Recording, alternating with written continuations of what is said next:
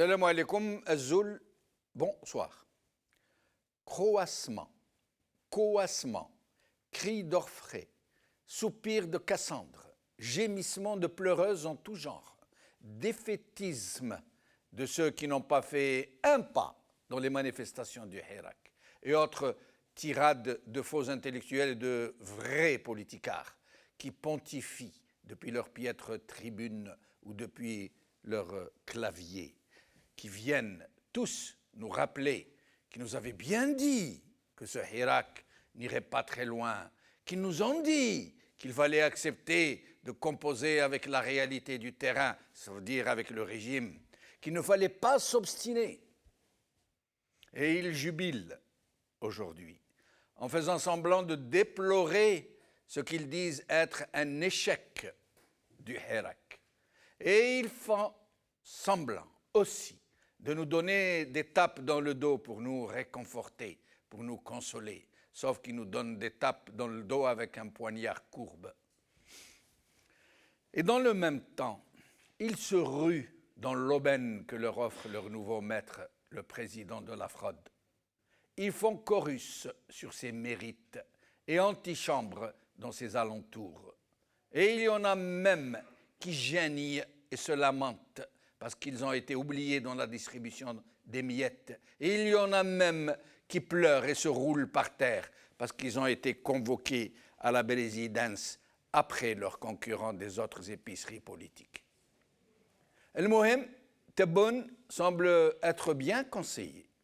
Et Chengriha aussi, puisque contrairement à son prédécesseur, il se fait tout discret, comme si Zama Tebboune était le vrai chef de l'État, comme si Zama Tebboune était le vrai maître du jeu, comme si Zama Tebboune allait réaliser à lui tout seul, comme un grand, cette transition pour laquelle tout un peuple manifeste depuis bientôt 11 mois. Oui, Tebboune semble être bien conseillé, puisqu'il contre-attaque, puisqu'il contre-Hirak. Il a entrepris de confectionner une sorte de patchwork politique, une carcaria politique, composée de briques et de brocs politiques, d'épiceries politiques, de mercenaires au rabais et même d'authentiques politiciens, de vieux routiers du système. Un patchwork qui va lui servir de trame première dans laquelle il pourrait, le moment venu, insérer des individualités hirakistes et donner ainsi le sentiment qu'il a non seulement trouvé, mais aidé à l'avènement de vrais représentants du peuple pour papoter sur qu'il conviendrait d'entreprendre, en fait, d'avaliser comme d'hab tout ce qui a été déjà concocté dans les officines des vrais décideurs. Mais, ce que ne sait pas Tebboune et ce que ne savent pas toutes ces pleureuses qui nous envoient leur faire part pour ce qu'ils disent être l'échec et la mort annoncés du Hirak, c'est que ces approches de Tebboune et ces consultations avec des gens et des formations dites politiques, qui ont reconnu donc de fait et de fait la légitimité du président issu de la fraude. Ces rencontres vont servir de tamis au peuple algérien, qui saura désormais qui est qui, parce qu'il ne suffit pas de faire quelques pas dans les manifs pour montrer patte blanche. Ceux qui sont avec leur peuple, ceux qui reconnaissent son combat pour le recouvrement de sa dignité et de sa souveraineté sur son propre pays, ceux-là continueront à marcher avec leur peuple. Ceux-là refuseront de papoter avec une façade du vrai pouvoir. Ceux-là exigeront de négocier avec les détenteurs du vrai pouvoir, les généraux de l'état-major. Et ceux que ne savent pas Tebboune et ceux qui lui collent au basque, ceux-là qui se frottent déjà les mains et qui nous annoncent la mort du Hirak et que les victoires du Hirak sont déjà immenses. En voici quelques-unes que je vais vous citer, quelques-unes seulement. Annulation du 5e mandat, annulation de la prolongation du 4e mandat, fabuleux éveil du peuple algérien et sa conscientisation politique, malgré 60 ans de despotisme et d'abrutissement. union de tous les Algériens au-delà de tous les clivages, réappropriation de la citoyenneté, investissement massif dans la vie politique, filtre par le hirak des politiciens et mise au rébut des opportunistes et des chiatines, adhésion de millions d'Algériens et d'Algériennes dans toutes leurs différences et même dans toutes leurs divergences, pour un seul objectif, l'avènement d'un État de droit. Annulation des élections présidentielles du 18 avril, annulation des élections présidentielles du 4 juillet, effacement des extrémismes identitaires régionaux religieux, réappropriation par le hirak de toutes les grandes figures de l'histoire du pays, déclenchement de l'opération emprisonnement des grands corrompus, dont 2 premiers ministres, non pas par souci de justice, mais pour calmer l'ardeur des manifestants. L'administration de la preuve que le peuple est capable de manifester pacifiquement, des manifestations massives, hautement civiques, hautement politiques, contrairement à ce qu'avait dit Ouyahia. Pendant 11 mois, remise au devant de la scène de la femme algérienne, qui a gagné de haute lutte et dans la rue le rôle central qu'elle joue dans la société algérienne. Formidable mobilisation de la diaspora que le régime avait dégradé à un rang de second collège. Admiration planétaire devant l'extraordinaire pacifisme et la mobilisation sans faille de tout un peuple, sans même que des leaders ne soient à sa tête. Et ce ne sont là que quelques-unes des magnifiques victoires de cette très belle révolution, où هذه البداية ومازال مازال.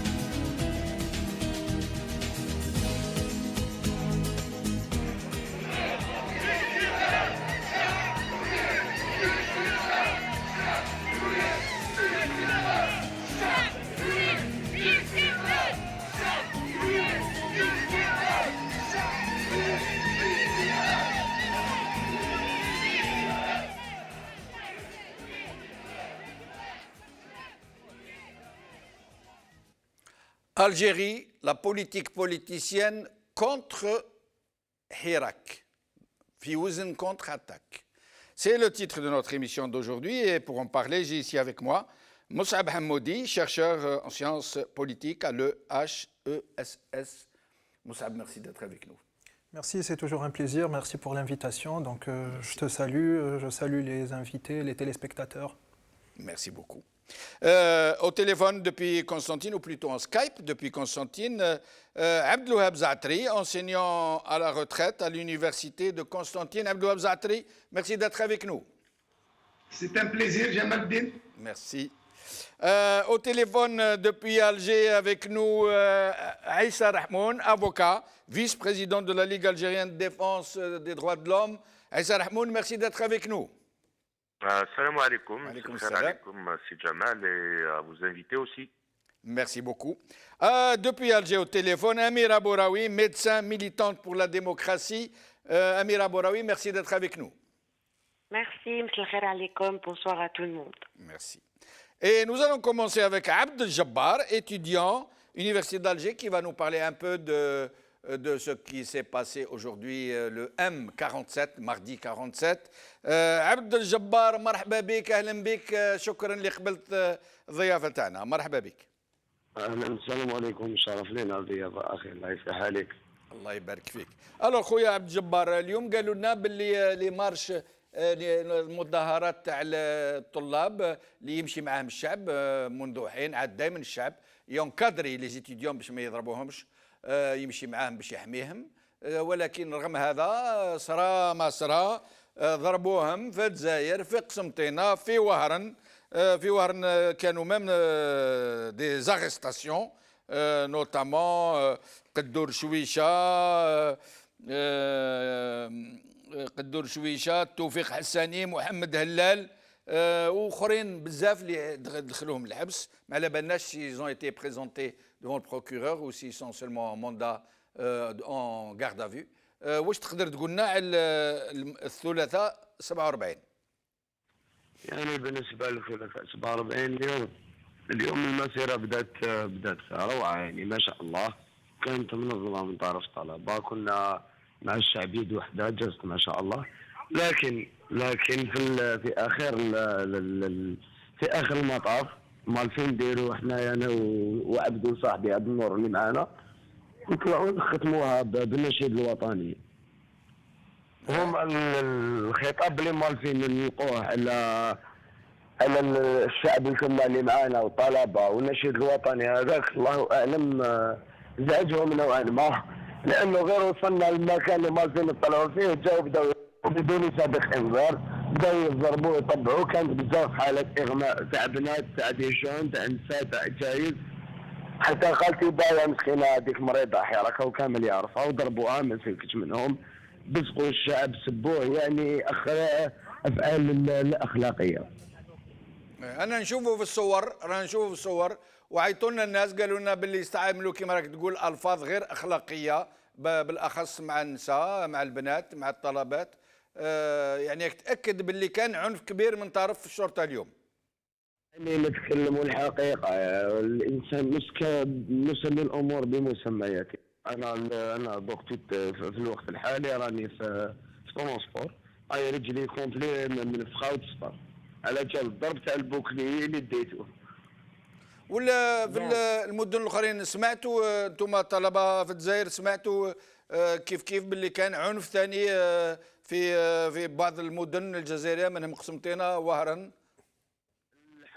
لحد الان احنا مازال، يعني ربما كاين بعض الطلبه اللي يسمعوا، لحد الان انا مازال ما لحقتش البلاصه، يعني راح ندوز على ديسبونسير نشوف رجلي قبل، بعدها نشوفوا واش صرا واش ما صراش. لكن الجواب باذن الله راح يروح، وراح يكون كما ايام نوفمبر بكل سلميه وبكل وعي. راح يكون الجواب تاعنا بالجمعه والثلاثاء الجايه، راح يشوفوا حشود شعبيه اللي راح تلتف على الطلبه ديالها، وراح تلتف على ليجون ولادها اللي يحبوا يحرروا بلادهم من يد الطغمه الفاسده اللي يحاكم الوطن.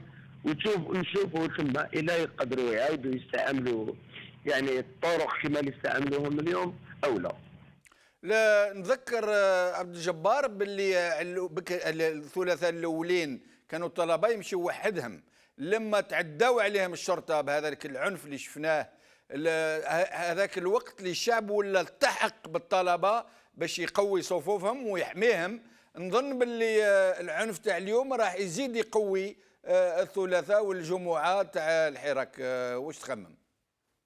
هذا المنبر الحركه تاع الطلبه نهار اللي بدا كل جامعه وحدها في كوان في الجي شعارات ودي بوندرول ما شاء الله. بارك الله فيك سي عبد الجبار، نشوفك بخير ان شاء الله الجمعه الجايه ان شاء الله، يعطيك الصحه، الثلاثاء الجايه ان شاء الله، يعطيك الصحه وبارك الله فيك. ماذا بينا نتكلموا مع جماعه تاعنا اللي راهم من الجزائر. نبداو بعيسى رحمون. عيسى رحمون، donc vous avez eu vent de cette répression qui s'est abattue sur les étudiants, sur cette violence, y compris verbale, y compris des paroles qui cherchaient ostensiblement à porter atteinte à la pudeur, parce qu'ils connaissent un peu l'état d'esprit des gens en Algérie, que les femmes n'acceptent pas d'être insultées, d'être traitées de mots qu'elles n'acceptent pas. Et ça a été fait exprès pour les dissuader de revenir aux manifestations. Aïssa Rahmoun.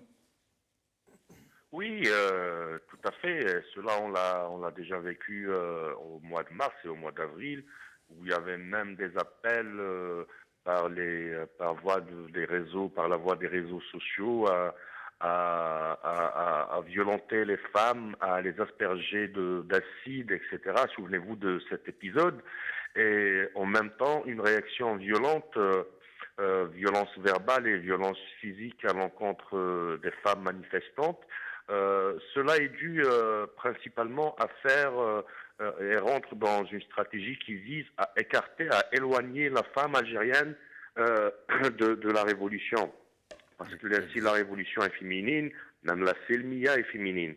J'ai adoré sincèrement, c'est pas de votre introduction en faisant le bilan moral, le bilan politique de ce qu'on a gagné du 22 février à nos jours, mais surtout on a gagné sur trois phases très importantes. 1, la prise de conscience. 2, l'espoir. Et 3, la réconciliation du peuple algérien avec lui-même, avec son passé, avec sa conscience collective. C'est à partir de là que le régime joue actuellement sur 2 fronts. D'une part, il y a effectivement cette élite qui font la queue, élite entre guillemets et politique, qui font la queue pour à la présidence de la République, dans le but de nous allons en parler dans un petit moment, Aïssa Rahmoun. C'est un des volets de cette émission. Alors, restez avec nous, Aïssa Rahmoun, je reviens à vous dans un petit moment. Amira Bouraoui, Aïssa Rahmoun vient de nous dire que la répression qui a été exercée contre les manifestants tend surtout à dissuader la femme algérienne de continuer à se manifester ainsi et à se manifester autant aux côtés de son compatriote masculin. Ça veut dire que ce genre de répression verbale, d'agression verbale est bien calculé. À votre avis, Amira Bouraoui? Exactement. Nous, j'ai déjà vécu ça en 2014 avec les femmes qui étaient sorties avec nous à cette époque-là, quand ça commençait, quand les élections approchaient et qui voulaient étouffer la révolte populaire, ils ont envoyé des jeunes recrutés pour dire des gros mots, etc. Mais je pense que un militant, il doit pas céder à ça. C'est vrai que les femmes d'un certain âge et les étudiantes, c'est pas évident de se recevoir, même pour une militante, c'est pas évident de se recevoir ça, mais il faut être costaud, il faut rester debout. Ils n'ont pas fait que ça ce matin, parce que on m'a contacté, ils ont également envoyé des jeunes dans des motos qui intimidaient les jeunes filles, etc. Oui, il y a une volonté d'étouffer le mouvement populaire. Il y a depuis un moment déjà. Donc ils ont essayé avec les interpellations, et là le fait que les étudiants continuent à sortir parce que le mardi appelle le vendredi à chaque fois, et les slogans du mardi sont souvent repris encore le vendredi là. C'est un mouvement dont le moteur est très étudiant, mais il faut résister, il faut pas céder. C'est vrai que c'est dur, les répressions sont dures, il y a encore des militants qui sont en prison, mais il faut résister, c'est ça le prix à payer, et surtout rester pacifique. Mais oui, on voit bien que le pouvoir veut arrêter tout ça. Il le fait de 2 manières, hein. Il le fait d'un côté en réprimant, et de l'autre en essayant de gratouiller de la légitimité via les politiques. Restez avec nous, Amira Bouraoui. Abdouab Zatri, Constantine aussi a été l'objet, les manifestations estudiantines de Constantine ont été aussi, nous dit-on, l'objet d'une dure répression policière. Est-ce que vous confirmez? Aujourd'hui, je ne peux pas confirmer parce que je n'étais pas un témoin visuel. Mais ce que je peux dire pour confirmer ce que les collègues ont déjà dit, vos invités, c'est qu'il y a des pressions, ça c'est une certitude. Les étudiants subissent des pressions à l'origine par le zèle de certaines administrations. Donc on fait pression sur eux pour les absences, les absences au cours, les absences au TD, et donc on leur fait peur par des menaces claires de redoubler d'années et tout. Donc ce qui tend à affaiblir leur participation au Hirak. Mais ce qui est certain, c'est qu'ils persistent et signent, et les mots d'ordre sont toujours les mêmes: état civil et pas militaire, liberté pour les détenus, pas de dialogue avec les Issabet, pas de reconnaissance d'un président posté par les militaires. Donc tout ça est véridique, mais en tout cas, il ne faut pas s'étonner, parce que ceux qui ont fait de véritables analyses du système politique algérien et des systèmes similaires s'attendent à cela et à plus même. Donc c'est des systèmes qui résistent au changement, qui sont contre toute démocratie. Et donc leur comportement est compréhensible, disons. C'est des systèmes qui ne peuvent même pas être corrigés pour aller vers la démocratie. Ils baignent bien dans le favoritisme, la corruption, le trafic d'influence, et ils n'entendent pas lâcher. Parfois, nous le savons, par exemple dans les années 90, ils nous ont embarqués dans la guerre civile. Le 5 octobre 88, ils ont tué des jeunes qui n'ont fait que protester, qui étaient totalement désarmés. Donc que les gens ne s'étonnent pas de voir ce système résister de multiples manières. Même cette façon de créer les élections, un pseudo-président, des gouvernants au profil très très discutable. Abdelwahab Zatri, pardon de vous interrompre. Une question, comment expliquez-vous cette montée en cadence du Hirak à Constantine et à Oran, qui au début étaient des Hirak un peu modérés, un peu moyens, et qui là deviennent chaque semaine plus importants de façon très pacifique, mais en cadence. Chaque semaine, il y a plus de manifestants. À Wahran et à Constantine, comment expliquez-vous ça? Eh bien, il y a deux raisons principales. La première raison, c'est la déception. Les gens s'attendaient à ce que, après l'été, donc que le système politique assouplisse son comportement, qu'il arrête par exemple de mettre les gens en prison et qu'il ouvre des voies de dialogue avec le Hirak. Ça, c'est la première déception. Les Hirakistes ont compris qu'il n'y a rien à attendre de ce système. Ils les renient, ils les refusent et essaient tout le temps de les contourner par d'autres personnalités, comme on le voit maintenant avec des ex-personnalités qui étaient au pouvoir. Et nous allons revenir sur ce sujet dans un petit moment, Abdelwahab Zatri. Moussab Hamoudi, avant de revenir sur la question étudiantine, vous-même, quel est votre avis sur ces deux capitales de l'Est et de l'Ouest algérien, Wahran et Constantine, dont le Hirak est en train de monter en puissance très fort? Qu'est-ce qui explique ça, à votre avis? En fait, vous l'avez dit vous-même dans la question, c'est les capitales de l'Est et de l'Ouest. Oui. Donc en fait, contrairement à ce que je viens d'entendre concernant la déception, il n'est pas question de déception, mais de la création d'équilibre. Il y a la capitale Alger, donc traditionnellement le fief, le point fort, d'où le nom capitale, donc elle est capitale, mais aussi les capitales traditionnelles de l'Est et de l'Ouest qui, lorsque l'une est focalisée, ciblée, comme c'était le cas de Oran, il y a une sorte d'équilibre qui se crée. C'est un mouvement de foule, il faut comprendre les mouvements de foule. Il y a toujours un équilibre qui se crée. Le défi, c'est de le cerner avant son avènement. Ça, c'est un défi pour les analystes. Mais il advient, et c'est souvent le cas, ce sont des centres géographiques donc, sur la géopolitique de l'Algérie.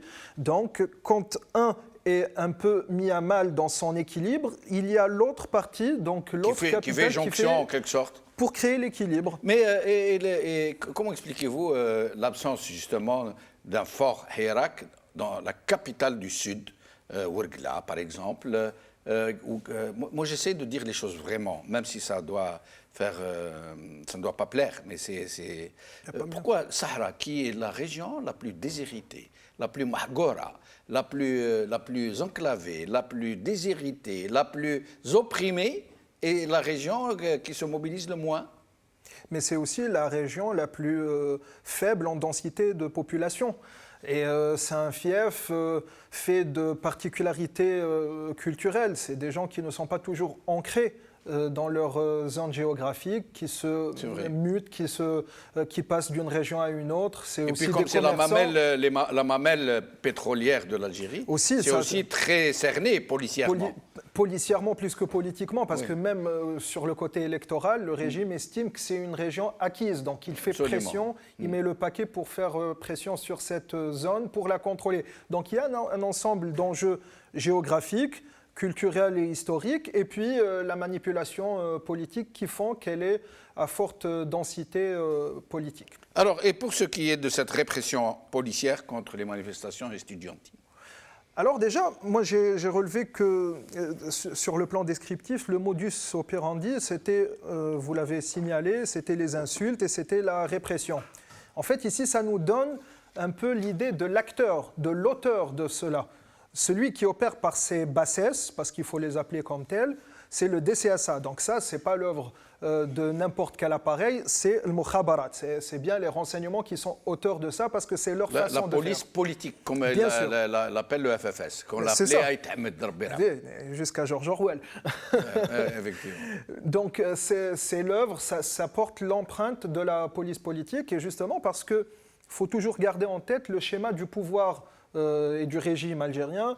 Il y a un clan présidentiel, un clan militaire, et entre guillemets, si j'ose dire, le clan militaire a toujours un petit chien qui le lâche sur qui veut déstabiliser, c'est le mukhabarat. Ouais. Malheureusement, il le fait sur les forces intérieures, sur les citoyens, au lieu de le déployer sur les vrais enjeux politiques et géopolitiques. Donc ici, comme politiquement, Tebboune est très faible parce qu'il manque de légitimité, comme Chengreha n'a pas tous les pouvoirs, il est juste intérimaire, cet instrument qui est le mukhabarat, il se trouve un peu seul, donc il fait coups des franches. Voilà, il se croit tout permis, il ne reçoit d'ordre ni du premier centre de décision et d'exécution du pouvoir, qui est la présidence, ni du deuxième, qui est l'état-major, et donc il fait un peu les choses à sa guise. Vous pensez que l'état-major aurait perdu un peu, relativement, le contrôle sur ces structures sécuritaires? Oui, pour le moment, c'est clairement cela, et justement, c'est pour ça qu'ils ont un peu lâché libre recours à leurs ailes. Ça montre qu'ils ont un peu moins de pouvoir, et justement, cela aussi est montré par la fonction de Chengreha, qui n'est pas vice-ministre de la Défense, parce qu'il n'y a pas nommément un ministre de la Défense, bien que constitutionnellement il est bon, mais il n'a pas été nommé. Donc il n'y a pas un vice-ministre, donc Chengreha ne l'est pas, et aussi, cela est corroboré par une faiblesse. Il y a toujours un état-major qui reste le maître du jeu. Oui, mais on a vu par exemple dans sa visite hier à la région, je pense 4, c'était purement militaire. Oui. Pas de politique. Oui. Donc la fonction politique qui aurait donné des prérogatives... Parce qu'ils maintenant ils ont une façade. Ils ont réussi à imposer du temps de Ben Salah, c'était une piètre façade. Maintenant, ils ont réussi à installer un Tebboune comme façade républicaine, un président Zama élu. Donc, c'est normal qu'ils se fassent discrets, qu'ils se fassent oublier, qu'ils reviennent à leurs anciennes professions de foi. Non, l'armée, nous, on ne fait pas de politique. Ça, c'est ce qu'ils vont essayer de dire, mais en fait, les choses, ils savent très bien que Tebboune est venu par un processus qui n'est pas légal. Donc ici, ça joue énormément.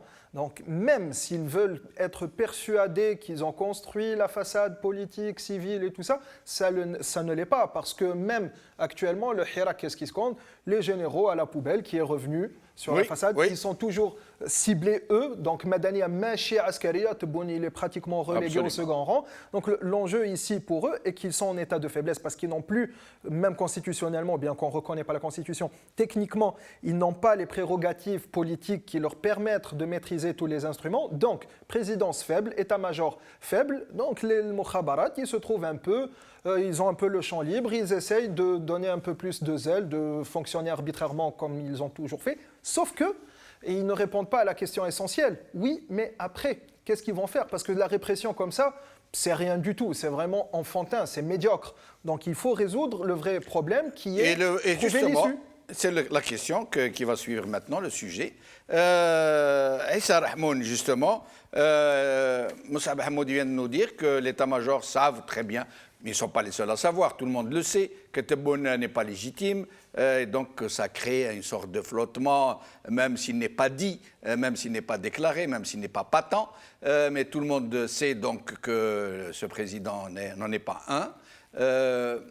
Et pourtant, ils sont en train donc d'essayer de mettre en place une sorte de dynamique de consultation. Il ne parle pas de dialogue, mais de consultation de partenaires politiques, de partis politiques et tout, dont la plupart, nous savons que ce sont des épiceries politiques qui n'ont aucun véritable ancrage dans la société. Nous le savons très bien tous, y compris eux-mêmes. Et donc, beaucoup de gens sont très contents d'être reçus par Tebboune, ils y vont, à leur sortie ils font des déclarations et tout. Et le comble, c'est qu'ils ne savent pas qu'en se faisant recevoir, et même qu'en faisant des appels du pied pour être reçus, pour paraître un peu dans le premier cercle des consultations, ils ne savent pas qu'ils accordent une véritable légitimité à ce président de la fraude. Je vais vous citer une seule déclaration de M. Hamrouche, de M. Mouloud Hamrouche, dont tout un chacun connaît le sérieux, qui a refusé de se présenter au présidentiel et qui a déclaré en octobre. Je vais vous lire exactement ce qu'il a dit. Il a dit « Être président dans de telles conditions n'apportera rien au pays ». Il dit ailleurs, je vous le dis sincèrement, même si j'étais le président dans le cadre du processus actuel, je ne pourrais rien faire. Vous me reprocheriez alors de ne pas avoir tenu mes engagements, etc. Je ne vous tromperai pas dès maintenant, je sais ce qui pourra advenir comme ce qui ne pourra pas se réaliser. Et il a dit des choses que je ne peux pas tout vous dire, mais il a clairement laissé entendre que le vrai maître du jeu, c'était l'armée, et que le président ne sera que la façade de l'armée. Et pourtant, il a été voir M. Tebboune, il a discuté avec lui. Et je vais vous citer un peu les gens qui ont été reçus par M. Tebboune ou qu'il est allé voir à leur domicile. Ahmed Ben Bitour, Abdelaziz Rahabi, Mouloud Hamrouche, Talib Ibrahimi qu'il est allé voir dans à son domicile, Sofiane Gilali aujourd'hui, et on nous parle d'Ali Yahya Abdelnour auquel Tebboune pourrait aller rendre visite à son domicile et de la réception peut-être pour aujourd'hui ou demain de Karim Younes en attendant de recevoir les autres. Alors, Issa Rahmoun. Qu'est-ce que je vais dire? Mais à chaque fois. Je reviens sur le concept de la police politique et son rôle qui est assez important dans l'échiquier politique et la configuration politique en Algérie. La police politique se divise en deux concepts. Il y a la police et ses pratiques, et malheureusement, il y a les politiques qui défendent les stratégies policières de cet organe. Mais dire qu'actuellement l'état-major est affaibli, je ne suis pas d'accord. Bien au contraire, il y a ces politiques et nombreux sont les analystes qui disent que l'armée, en fin de compte, est rentrée dans les casernes et elle s'occupe des frontières et de ses attributions à l'occasion de l'article 28 de la Constitution, ce qui est faux. Tebboune et Chingriha, le deal, ce tandem, c'est comme le tandem Ben Salah ou le Gaïb Salah. Ils assurent une part, une mission qui est celle du régime, c'est de mettre à pas avoir le contrôle sur le pays, sur l'échiquier politique, sur l'économie nationale, sur les relations internationales. Le système ne peut pas se réformer en l'espace de 10 mois. L'état-major est toujours fort et toujours le décideur, la colonne vertébrale du régime algérien. Maintenant, quant aux visites, là, je suis tout à fait pas choqué, mais étonné de l'attitude de Mouloud Hamrouche, qui est, comme vous l'avez dit, Si Jamal, c'est un homme politique qui est sérieux, qui a des analyses assez pertinentes, qui connaît le régime et sa configuration. Effectivement, être candidat il avait dit qu'être candidat dans les conditions actuelles ne rime à rien en fin de compte. Mais la question qu'on se pose, qu'est-ce qui a changé dans la situation actuelle pour rendre visite, être reçu par un désigné de l'état-major? Quand il dit que même si je vais être président de la République, je ne pourrai rien faire. Mais est-ce que Tebboune, le désigné, peut faire quelque chose dans un régime où les commandes sont l'état-major et la police politique? Maintenant, on ignore le contenu de la discussion. Si c'était à bâton rompu, ou là, on ignore. Rien n'a filtré. Il n'y a pas eu d'image. Il n'y a pas eu d'image dans les télévisions, dans les radios, pour la première fois d'ailleurs. Hein. Ça s'est fait à huis clos. Oui. Voilà, ni de déclaration des deux partis, ni de communiqué de Hamrouch, ni de la présidence. Donc c'est pour cela que je dis qu'on ne peut pas... Sofiane Gilali a communiqué, hein, le parti de Sofiane Gilali a communiqué. Non, je parle de Hamrouch qui n'a pas communiqué. Absolument.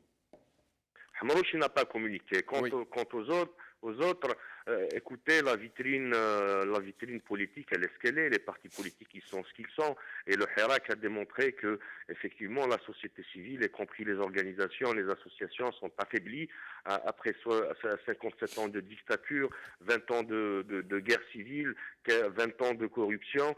Est-ce qu'on peut parler de société civile et de partis politiques?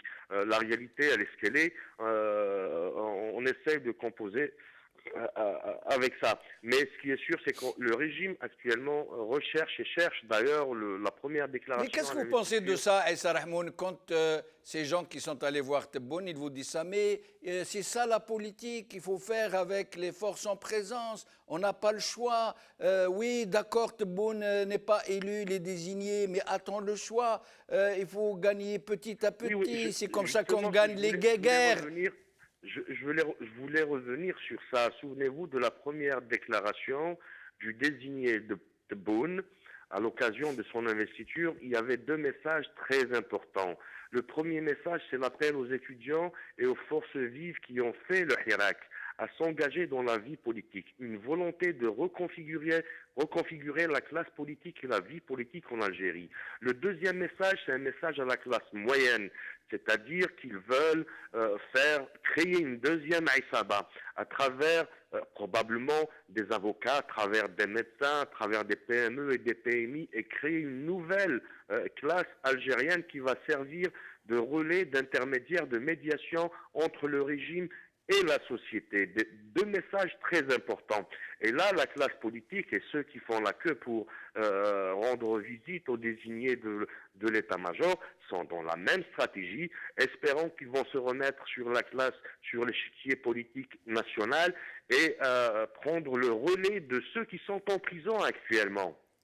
Restez avec nous, Issa Rahmoun, je reviens à vous dans un moment. Avant, j'aimerais lire un message qu'a envoyé Madame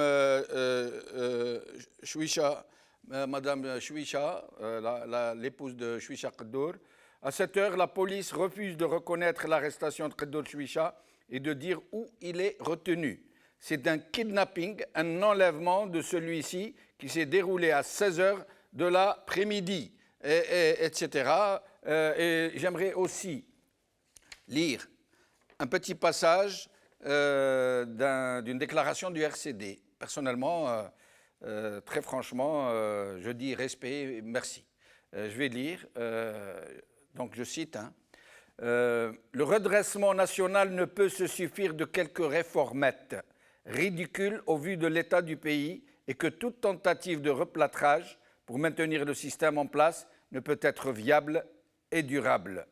Plus loin, au mieux, elle ne servirait qu'à différer encore une fois nos problèmes qui prennent racine dans la confiscation de la souveraineté du peuple, etc. etc. Amira Bouraoui, avant de revenir à ce sujet des réceptions, des consultations, comme ils disent eux, qu'est-ce que vous pensez de ces Cassandres qui sont en train quasiment de nous présenter leurs condoléances pour la mort du Hirak, les uns parlant de chèques, les autres de mort, les autres de freins, les autres de surplace. Qu'est-ce que vous en pensez, Amira Bouraoui?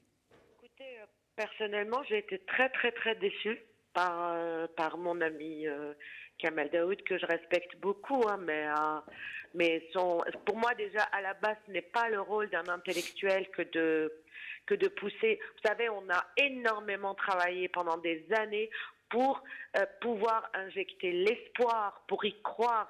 Et à chaque fois, nous étions déçus et on se disait que ce jour du 22 février viendra.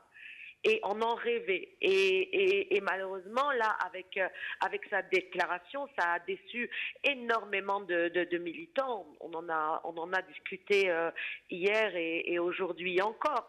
Ça nous a déçus parce que vous imaginez, je disais ce matin, on imagine les gens de 54 en train de militer pour se faire sortir le colonialisme et qu'en 55 Zama, Katb Yassine, comme Kamel Daoud serait venu, il aurait écrit « La révolution est morte » ou « La révolution est un échec ». Alors que tout à l'heure, comme vous le disiez, nous sommes encore en plein processus révolutionnaire. Et si ça s'arrête aujourd'hui, c'est pas bon parce que ça va retarder encore le processus. Donc oui, je pense que c'est une lecture biaisée ou pour d'autres une lecture commandée, justement pour précipiter l'arrêt du Hirak. Mais on voit bien qu'il ne s'arrête pas. Vous parliez d'Oran et de Constantine, et en fait, plus ça réprime, et plus il y a du monde qui sort dans les rues. Parce que les gens commencent à sortir encore plus contre la répression, contre les détenus, vous voyez, et donc oui, c'est décevant, venant de certains. Et ces consultations que M. Tebboune accorde ou sollicite des partis politiques, appelons-les comme ça, puisqu'ils s'appellent comme ça. Alors, comme vous l'avez dit en introduction, je trouve aussi qu'il est très très bien conseillé. Il est très bien conseillé et il gratouille chaque jour un peu plus. C'est pas de la légitimité, mais de la crédibilité à travers des personnalités. Et comme vous le savez, Monsieur Hamrouche, il est respecté, c'est une personnalité nationale, un homme d'État. Et d'ailleurs, s'il s'était présenté, il aurait bénéficié davantage de crédibilité que Monsieur Tebboune lui-même. Mais malheureusement, et comme d'habitude, avec beaucoup d'élégance, comme à chaque fois, Monsieur Mouloud Hamrouche nous a habitués au silence, parce qu'on aurait aimé qu'il nous dise ce qui a été dit, parce qu'il y a de l'incohérence là-dedans. Comme vous le disiez tout à l'heure, en octobre dernier, il disait « Je ne pourrai rien pour vous ».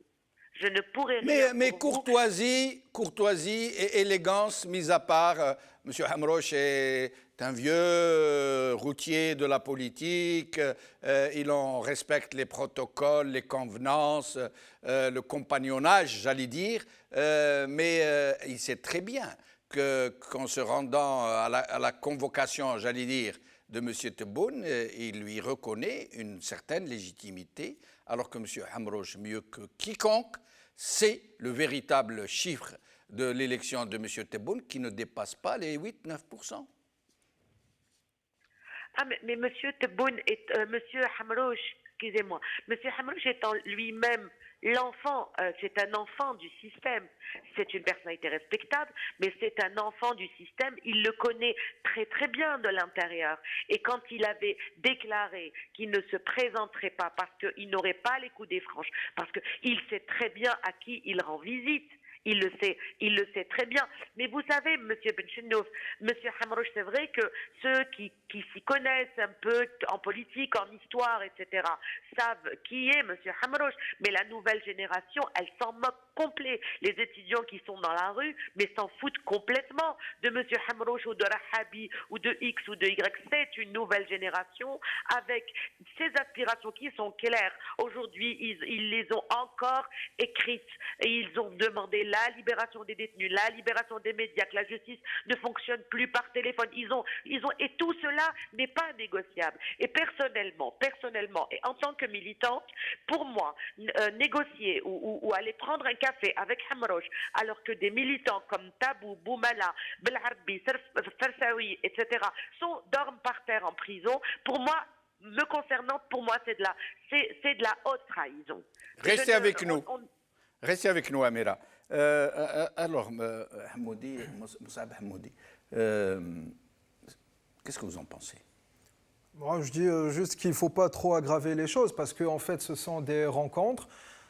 Si on fait de la politique, c'est pour faire aussi des rencontres, des consultations, des avis. Il ne faut pas leur donner plus que leur poids, mais c'est de pratique. C'est comme ça que ça se pratique. Ça, maintenant, c'est sur le fond. Donc, pour dire la visite de tel ou un tel est une autre trahison et tout ça, franchement, j'estime que c'est très exagéré. Par la suite, quel poids accorder à tout ça? Le problème, c'est que M. Tebboune a seulement écouté encore une fois tout ce qui se dit dans la rue et tout ce que ces gens ont déjà par ailleurs déjà dit. Oui. Donc, pour essayer de faire quoi de les rencontrer? Ok, personnalité nationale et tout ça, il y en a qui sont âgés, qui ont roulé leur boss et tout ça, mais après, c'est pas ce ne sont pas des gens qui sont très dans le Hirak. On ne les a jamais vus marcher dans le Hirak, la plupart. Ceux qui l'ont fait accessoirement, Gélali Sofiane, sans faire le procès d'intention. Mais après, il va entendre la même chose.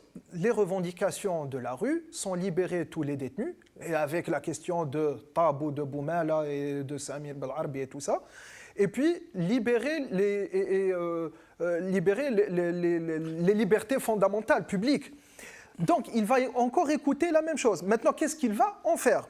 Est-ce qu'on doit, c'est-à-dire, lui dire oui, c'est bien d'écouter? Non, parce que ici, c'est bien d'écouter, ça c'est le premier volet. Le deuxième volet, qu'est-ce qu'il va en faire? Il peut en faire une manœuvre politique. Mais il y a deux questions.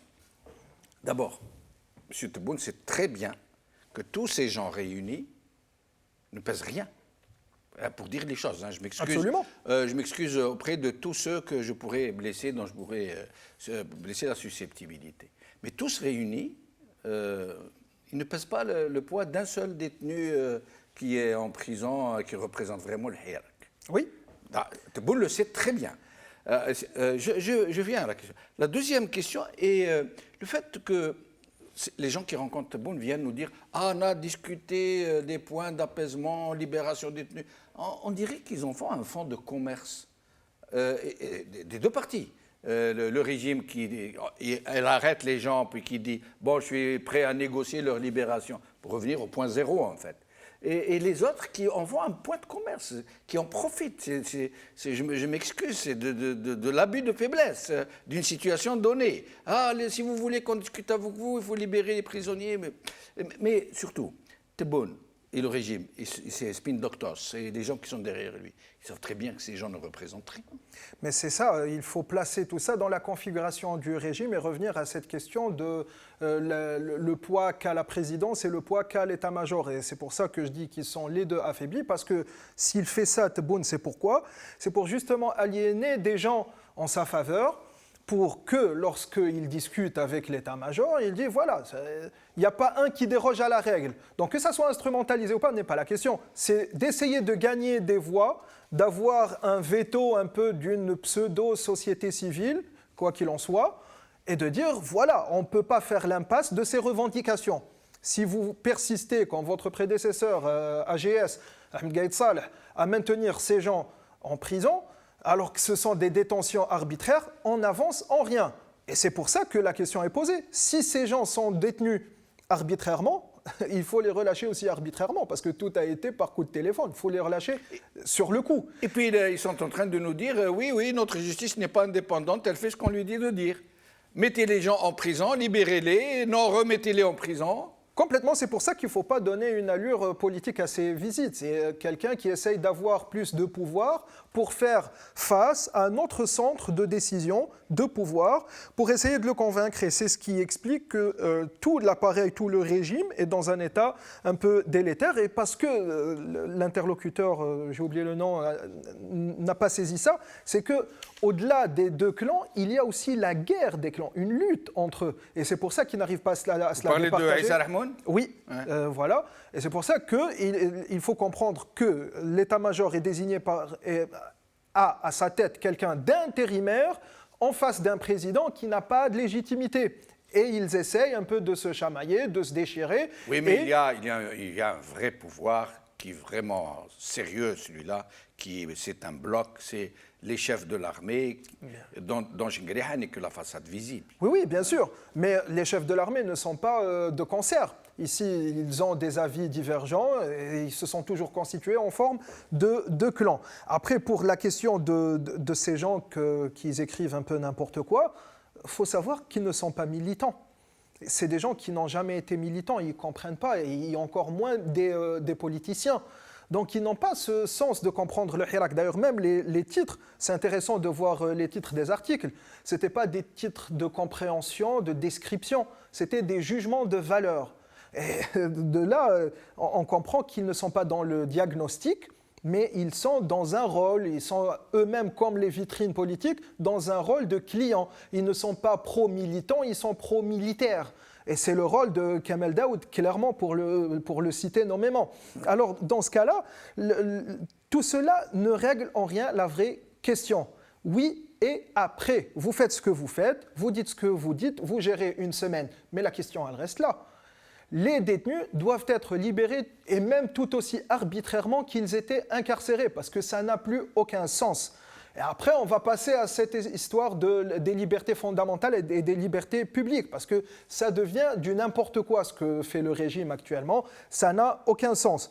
Maintenant qu'il déploie cette façade de politicien, et puis pour l'appeler avec son nom technique, la clientèle, la rue ne se leurre pas, ils connaissent leur poids, ils n'ont aucun poids. Quelqu'un comme Gilles. Est-ce que ces consultations vont permettre de faire le tri, de savoir qui Tout le monde sait qui est qui. Le régime déjà, avant même ces consultations, le sait parfaitement, il sait même avec qui il peut dialoguer. Il sait très bien et il connaît la réalité du terrain très bien. Mais tout ça, c'est une tentative de persuasion en déployant une clientèle.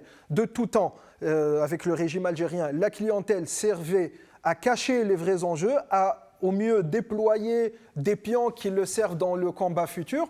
Mais le problème avec cette clientèle, je terminerai dessus, ne savent pas qu'ils sont juste le tapis sur lequel les centres de décision essuient leurs semelles.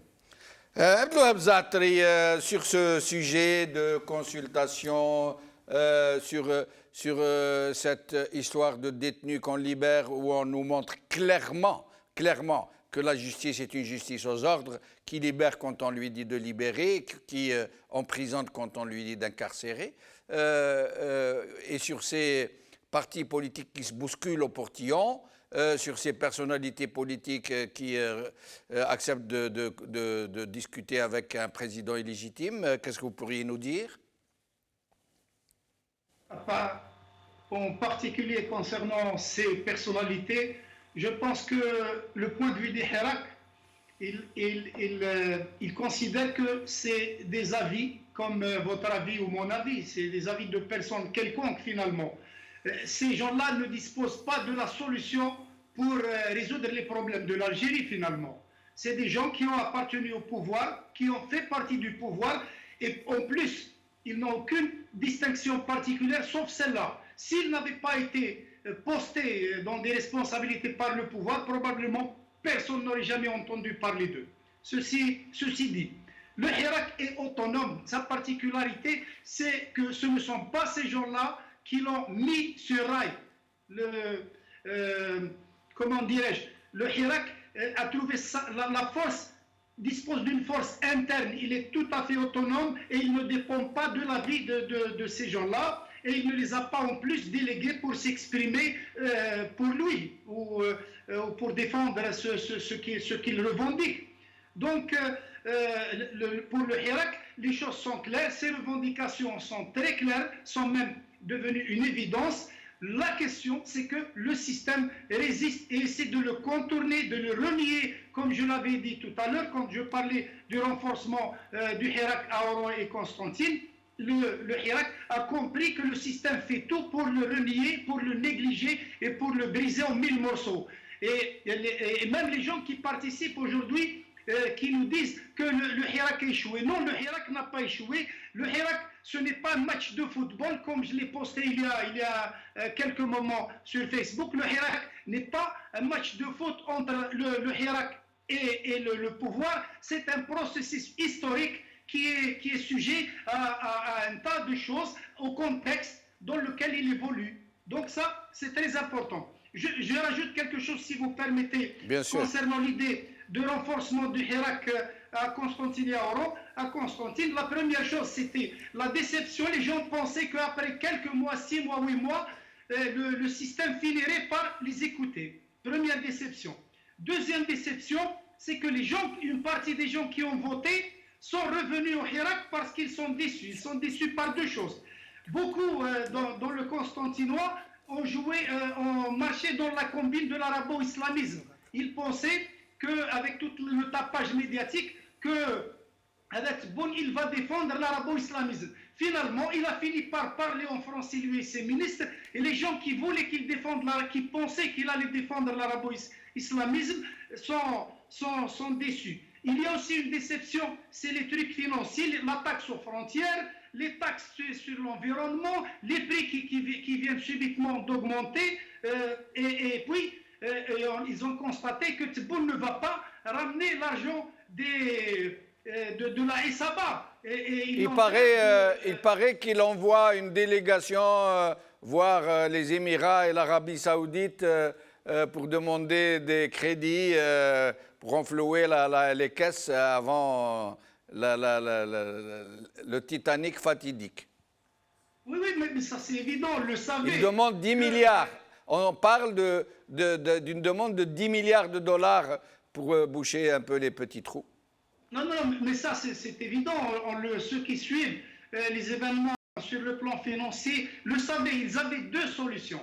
La première solution, c'est les emprunts de l'Arabie Saoudite et des Émirats et tout. La deuxième, c'était les concessions qu'ils ont fait sur les hydrocarbures, la loi 51-49, le fait de donner libre cours aux entreprises nationales qui sont déficitaires d'aller faire des emprunts ou d'associer avec de grandes entreprises.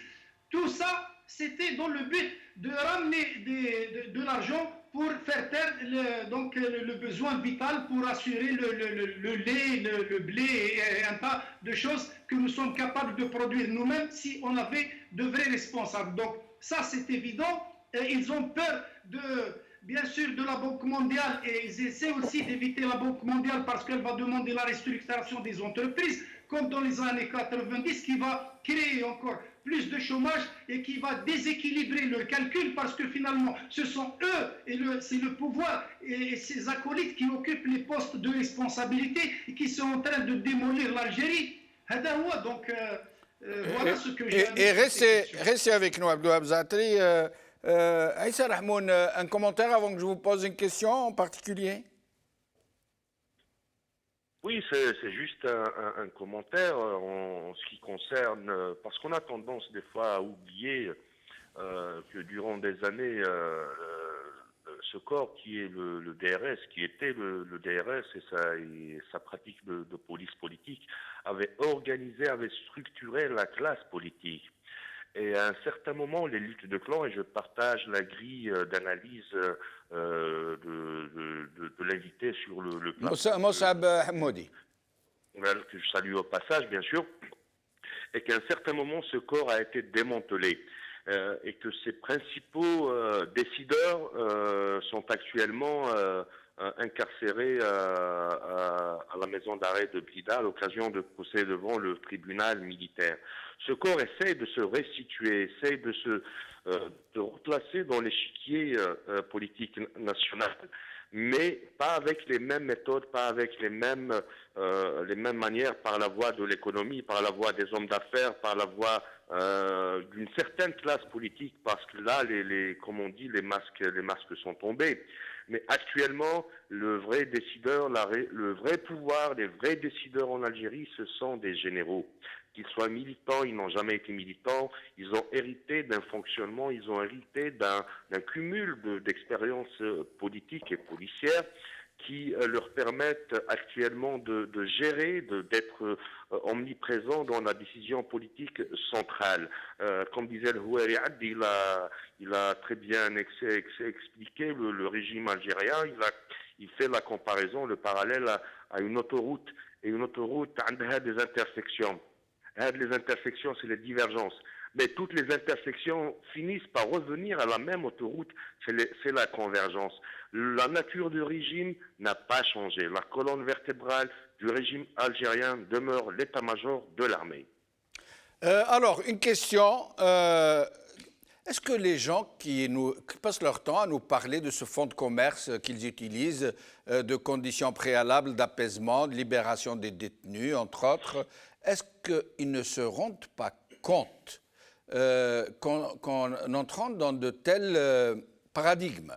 Est-ce qu'ils ne se rendent pas compte qu'ils sont en train de nous avouer eux-mêmes que la justice est aux ordres, qu'elle a incarcéré ces gens sur la demande du régime et qu'elle pourrait les libérer sur la demande du régime, ce qui est aux antipodes de cette démocratie qu'ils prônent et qu'ils disent revendiquer. C'est une véritable schizophrénie.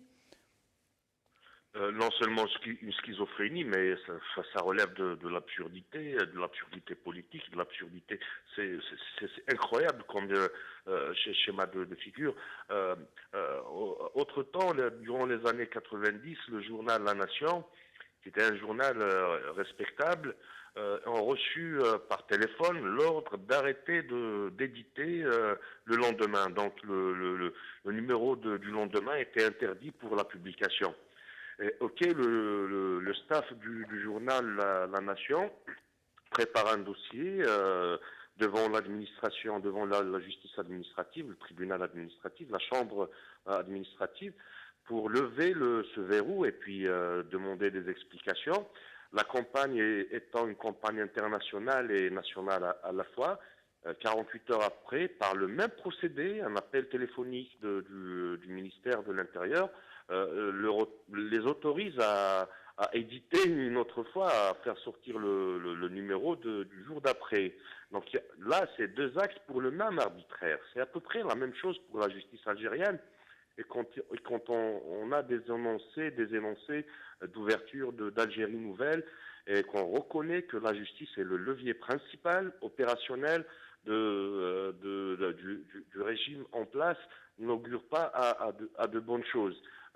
Maintenant, si effectivement les détenus d'opinion ou les détenus politiques, on a dit tout au départ, en tant qu'organisation, en tant qu'avocat, ils restent des otages du Hirak. Écoutez, le jeudi, l'avant-dernier jeudi, des activistes du Raj ont été libérés d'une manière procédurale absurde. Des avocats n'étant pas été notifiés, on n'a pas eu de notification sur l'arrêt de renvoi. Est-ce que nous avons perdu? On a perdu Issa Rahmoun.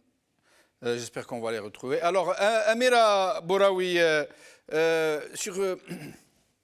c'est incroyable. Ça veut dire ces gens qui utilisent la même question que je posais à Issa Rahmoun.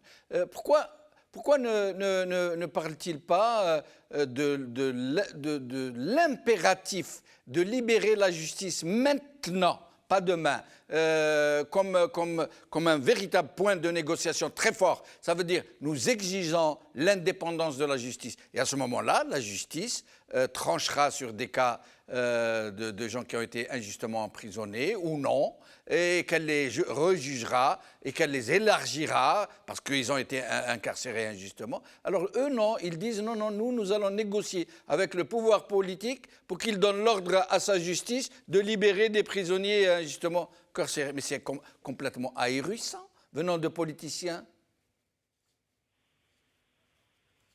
Allô? Amira Bouraoui, vous avez entendu ma question? Oui.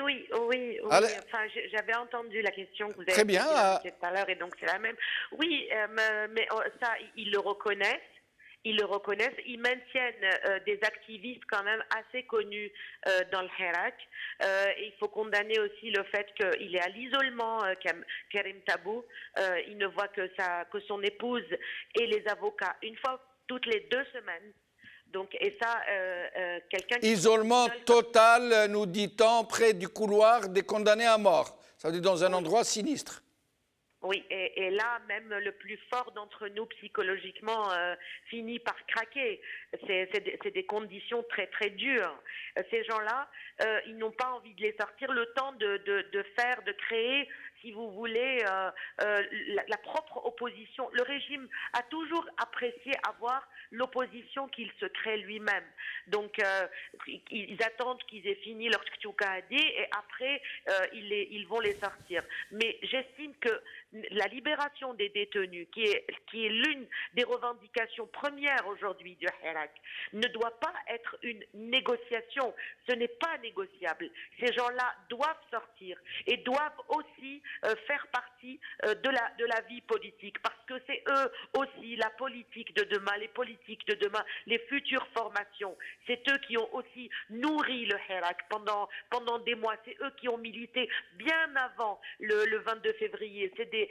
C'est d'anciens militants. Ces gens-là doivent sortir. Et j'estime que les Rahmi Thaouro Derka, c'est comme si qu'ils les prenaient de vitesse quelque part. Et je trouve ça profondément injuste. C'est pour ça que je parle de trahison. C'est vrai que c'est un mot très très fort. C'est pas quelqu'un que je vise particulièrement. Vous savez à quel point je respecte Monsieur Sofiane Djilali. J'ai milité avec lui pendant des années contre les mandats successifs, etc. Mais lui avait décidé de cela. Il est libre depuis plusieurs mois et bien avant les élections qu'il fallait aller au dialogue, etc. Personnellement, je ne suis pas du tout d'accord. Je ne suis pas d'accord. Je suis comme le Hirak. Le Hirak ne veut pas de Hiwar tant que ces revendications ne sont pas prises en considération. Et restez avec nous, Amira Bouraoui. Nous allons faire un dernier tour de micro. Moussa Hamoudi, Monsieur Kamel Daoud, il a soulevé une véritable levée des boucliers contre lui, et il vient donc un peu d'essayer de corriger le tir. Il vient de commettre un tweet tout à l'heure. Voilà, je le cite, je lis ce qu'il a écrit. C'est vraiment, il revient vraiment de loin par rapport à ce papier qui a été tant décrié. Alors, voilà ce qu'il dit. Il est impératif de sortir du piège de la folklorisation. Il est temps d'envisager d'autres formes d'action de la lutte pacifique. Nous devons mieux nous organiser, car il est urgent de donner un nouveau souffle à la révolution.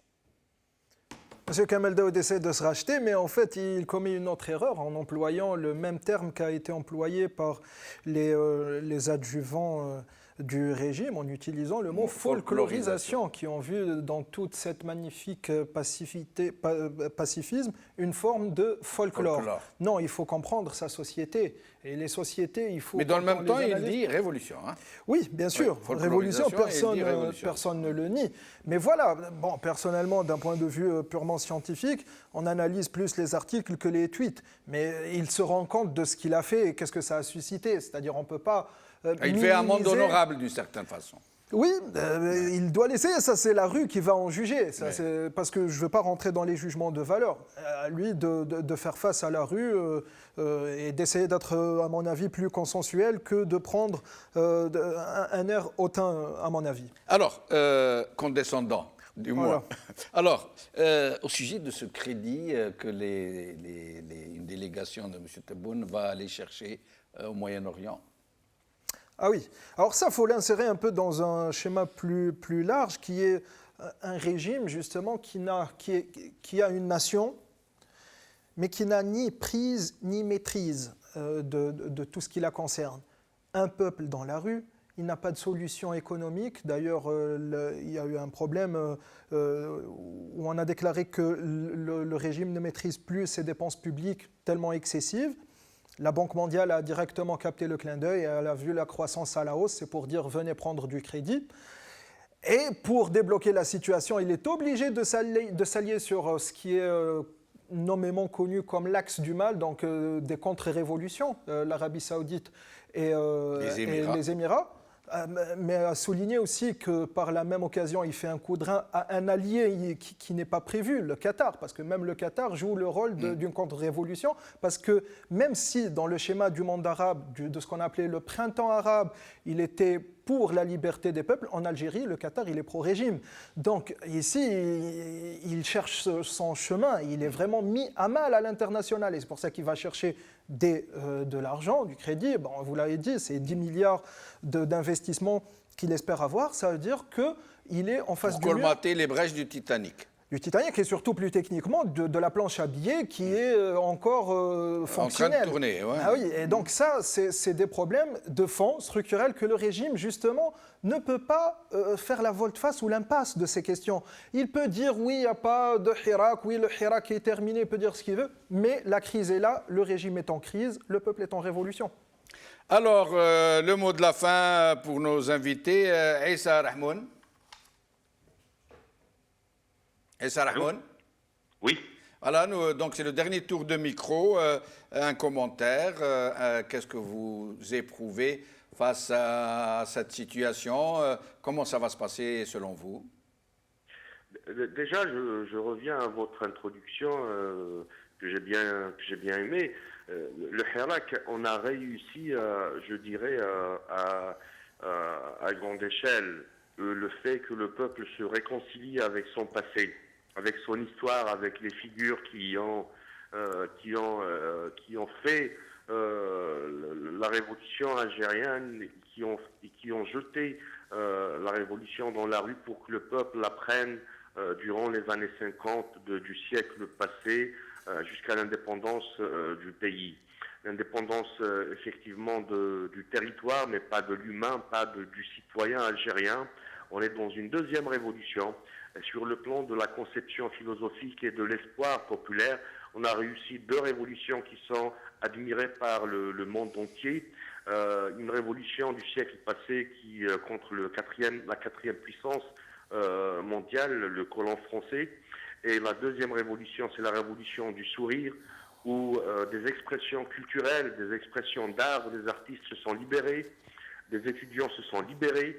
Il y a une innovation dans le peuple algérien, dans le cœur de tous les Algériens. C'est admirable et c'est à saluer, c'est vraiment à se mettre à genoux devant le peuple algérien. Le peuple algérien a réussi à libérer les avocats, toutes les corporations, à libérer les esprits, à libérer l'humain dans sa dimension universelle, a réussi à mettre le Chilhi, le Telgi, le Mzabi, le Qbayli ou Chaoui dans la même projection vers l'avenir. Donc il faut continuer le Hirak. La révolution doit continuer et nous allons toujours, en tant qu'avocats, en tant que militants des droits de la personne humaine, nous allons toujours être du côté des opprimés. Nous n'allons pas cesser d'être nous-mêmes des défenseurs, malgré bon gré. L'avenir nous appartient. L'avenir appartient aux jeunes, à tous ceux qui veulent construire son pays. On n'a qu'un seul pays et on l'adore. Merci, Issa Rahmoun, restez avec nous jusqu'à la fin de l'émission. Abdelouahab Zaatari, le mot de la fin. Oui, ce que je voudrais dire, c'est qu'en principe, quand une société a le choix, par le biais de ce Hirak, de prendre une décision entre la démocratie ou la dictature, le choix serait évident. Il n'y aurait même pas de débat sur la question. On choisirait la démocratie. Malheureusement, à cause des manipulations, du pouvoir et tout ça, et des pressions, je trouve qu'il nous a causé deux problèmes. Il a divisé la société en deux groupes, 10 à 20% qui sont pro-militaires, pro-système dictatorial, et le reste, soit quelque chose comme 80% qui sont pas pour la démocratie. Seulement, le pouvoir dispose de beaucoup de moyens de manipulation. Ça, c'est la première chose. Donc, il a divisé, et il est en train de diviser la société pour casser, pour résister au changement. Le deuxième problème, si vous analysez la carte électorale, vous allez voir qu'il a divisé l'Algérie en trois groupes. Il y a la région de Kabylie qui n'a pas voté du tout et donc qui n'a pas à reconnaître le président puisque personne n'a voté pour lui. Il y a les grandes villes qui ont voté, qui ont entre 10 et 30%, qui n'ont pas non plus à reconnaître ce président puisqu'il n'est pas vraiment représenté. Et puis, il y a les autres régions de l'Algérie qui ont voté à 50-60%, et ces régions-là sont dirigées en général par des tribus, des zaouïas et tout. Donc, vous voyez qu'en voulant unifier, en voulant lutter contre les extrémismes, parce qu'il n'avait pas, il était malhonnête, il a fini par être contre-productif et il a divisé les Algériens et l'Algérie. Ceci dit, là je continue à dire que le Hirak c'est un processus qui peut prendre du temps, mais qui est la voie du salut pour l'Algérie. Mais il est difficile à comprendre parce que la plupart des gens ne comprennent pas les mécanismes de ce processus. Je vous donne un exemple. C'est qui même écrit en sciences quand la mécanique classique, elle avait des lois. Newton et tant d'autres ont fait des lois. Dans les années 30, il y a eu la mécanique quantique. Eh bien, la mécanique quantique, les lois de la mécanique classique ne marchent pas sur la mécanique quantique. Et même Einstein lui-même, qui a participé à cette physique moderne, il n'a pas pu comprendre la portée de la mécanique quantique jusqu'à ce que les jeunes générations de physiciens l'ont établi. Et merci Abdouab Zaatri, pardon de vous avoir interrompu. Le mot de la fin revient donc à Amira Bouraoui. Amira. Alors, votre ami Kamel Daoud, voilà, un tweet, je vous laisse commenter. Nous avons un peu débordé, je vous demanderai d'être assez brève. Je vais être très brève. Je pense que c'est une bonne chose qu'il commence à se ressaisir parce qu'il a vu qu'il avait déçu à la hauteur de l'admiration qu'on avait pu lui porter en tant qu'écrivain, en tant que chroniqueur. Vous savez, moi, il y a 20 ans, j'étais une jeune fille et je lisais ses chroniques sur le quotidien d'Oran et il a toujours condamné ce régime, condamné la politique de Bouteflika qu'il a souvent ridiculisé et ça a nourri une génération de militants. Vous savez, c'est un chef-d'œuvre, son livre Le Nègre, où il ridiculise aussi ceux qui avaient kidnappé la révolution post-62 et qui nous ont créé l'Aïla Saouria, comme le livre de Hamid Skif aussi. On est nourri de tous ces livres-là, c'est notre patrimoine aussi littéraire algérien. Je suis contente qu'il redresse un peu la barre, mais on attend mieux que ça. Oui, et puis Amira Bouraoui ne fait pas de complaisance, y compris avec ses amis, et c'est tant mieux. Ah, jamais. Alors, Moussab Hamoudi, malheureusement, on a largement débordé, donc vous allez avoir très peu de temps pour conclure. Ça sera une conclusion, donc courte. En fait, il faut savoir que le Hirak a gagné énormément et a fait énormément de choses. Il ne faut pas minimiser tous ses acquis. En fait, le Hirak, quand il a opéré ces changements, il faut savoir qu'il a disloqué à tout jamais ce régime. Donc ce qu'on a actuellement en face, c'est un semblant de force. On a un régime militaire qui est complètement dévoilé, qui est défié sur un terrain qu'il ne connaît pas, le civisme, qui est défié avec des armes qu'il ne connaît pas, la silmiya. Il faut savoir que le président, le président est complètement dans l'impasse parce qu'il est en manque de légalité et de légitimité. On a gagné au niveau de la population un acquis énorme qui est l'unité nationale. Donc, pour ceux qui disent oui, après comment structurer tout ça, je leur dis juste de savoir séparer le temps médiatique du temps révolutionnaire. On continue la révolution, ça peut prendre du temps. Après la conjoncture des deux, avec la volonté politique du régime, il y aura le temps politique. Et le temps politique, ça sera venu du régime parce que c'est lui qui détient le pouvoir. Quand il y a l'offre et les garanties de cette offre, viendra le processus politique et on négociera la prochaine nation, le prochain État. كما نقولوا هنا اي تمخض هذيك هي. ومن بعد الزبده تطلع وحدها. هذيك هي. بارك الله فيك, يعطيك الصحة مصعب حمودي. Merci عبد الوهاب زعتري. Merci عيسى رحمون. Merci Amira Bouraoui. Merci Abdel Jabbar. Merci à vous, chers amis, d'avoir suivi cette émission. سلمية خاوة هذا مكان. قول خير.